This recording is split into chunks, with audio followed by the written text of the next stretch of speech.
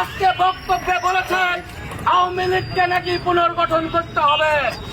যে রক্তের উপরে দাঁড়িয়ে আপনি স্বরাষ্ট্র উপদেষ্টা হয়েছেন, স্বরাষ্ট্র উপদেষ্টা হয়ে এই স্বৈরাচারের পুনর্গঠনের দায়িত্ব আপনাকে দেওয়া হয় না।